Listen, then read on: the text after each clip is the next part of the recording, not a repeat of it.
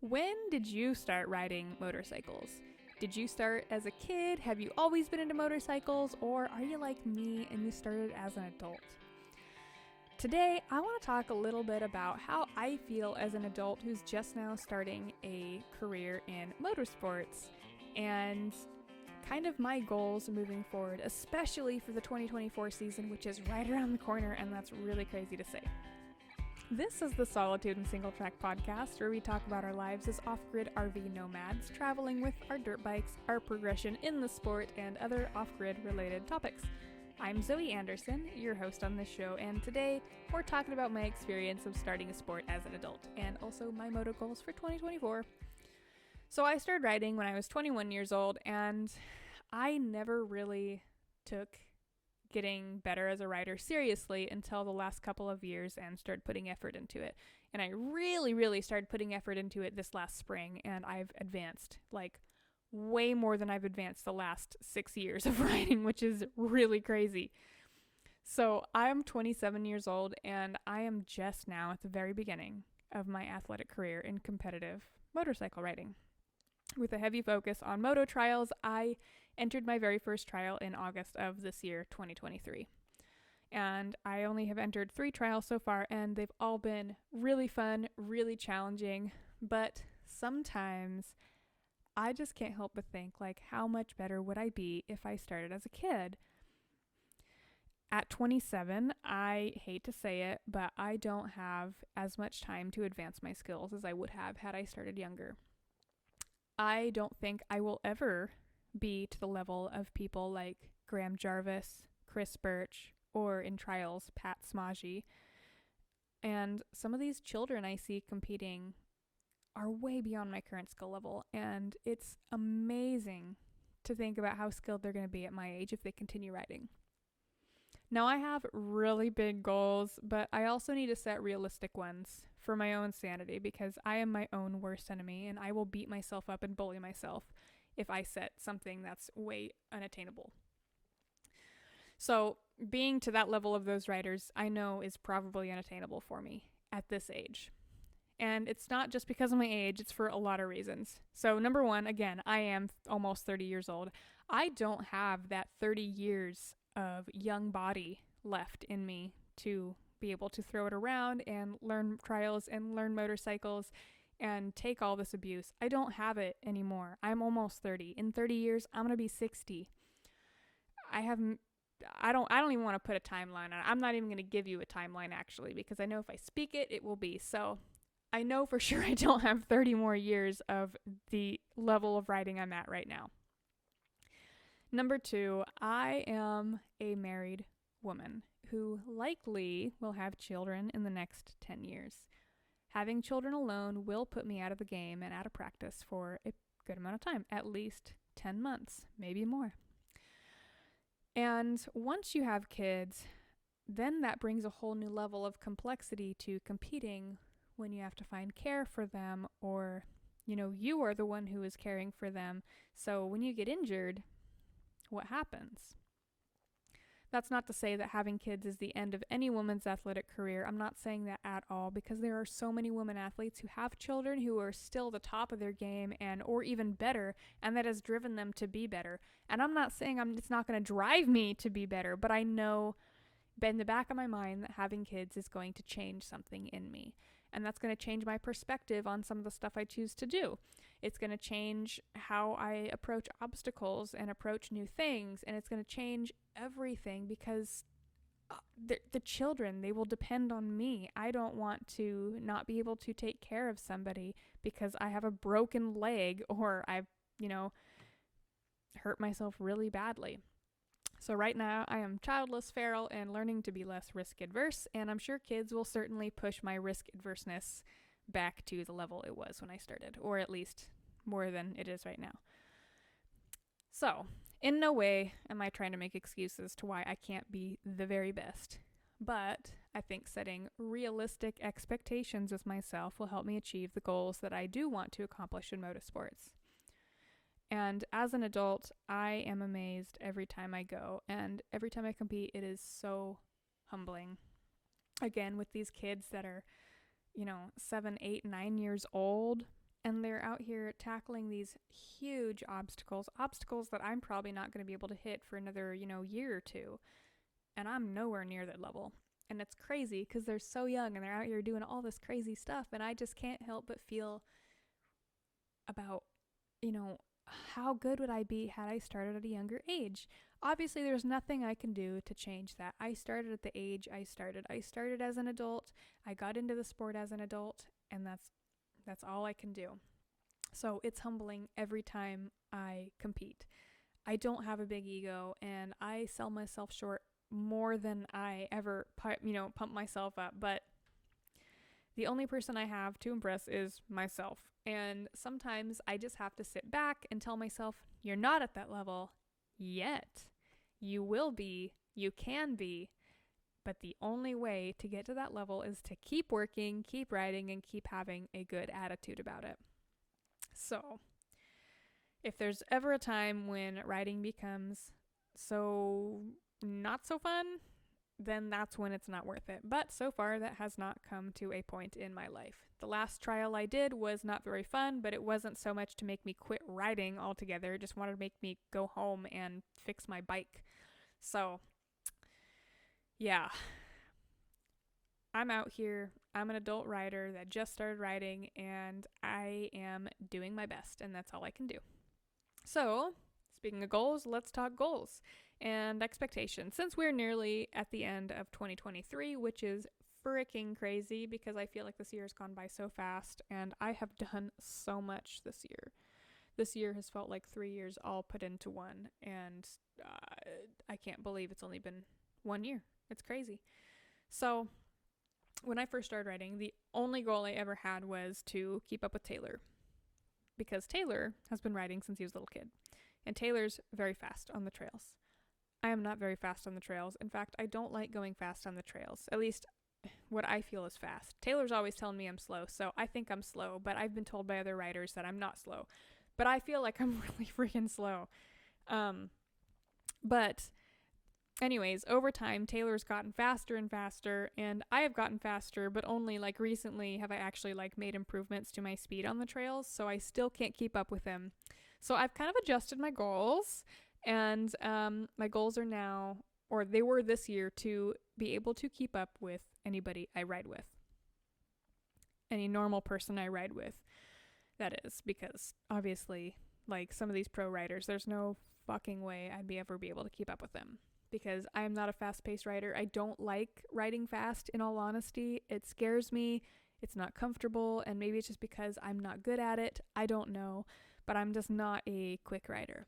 So my goal this year was to keep up with most anybody I can ride with on the trails. And over the summer, I rode with a ton of brand new people that I didn't know, I've never ridden with, people of all kinds of skill levels, because as a camp host, we took a lot of people out on trail tours and took them out on the local trails. And also I did some motorcycle events, which helped me ride with other people that I'm not used to riding with besides Taylor. So after this year, I am now confident that I can most certainly keep up with any average person that comes out to ride. Comfortable with that. And I don't have to push my pace at all. I can just ride the pace I want, and I'm keeping up with them. No big deal. So I have accomplished my one and only goal that I kind of made halfway through this year of keeping up with anybody I want to ride with.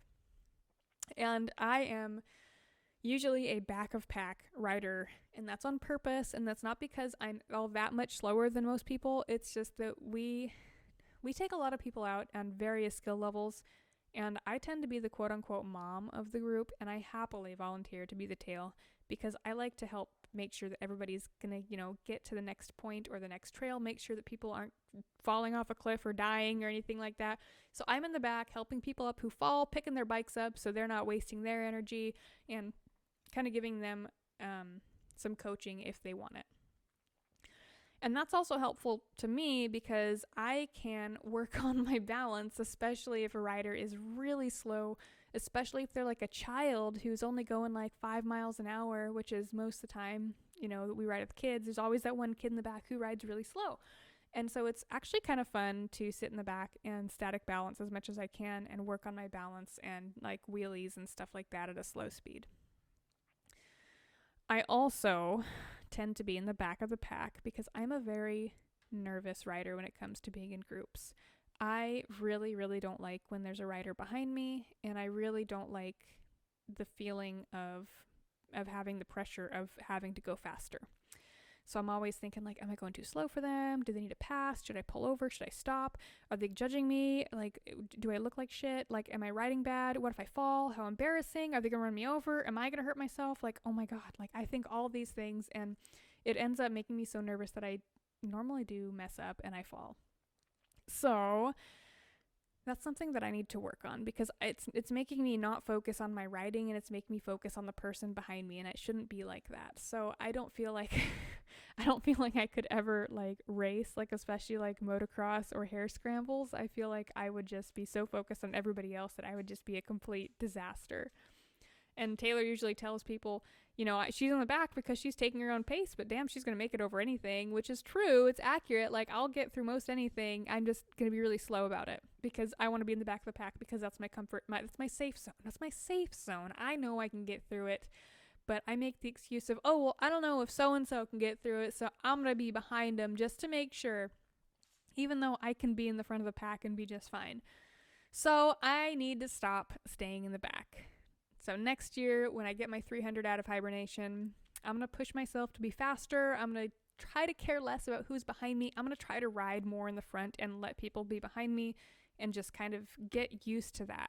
That's something that I need to work on, something that I am not comfortable with, that I need to be comfortable with.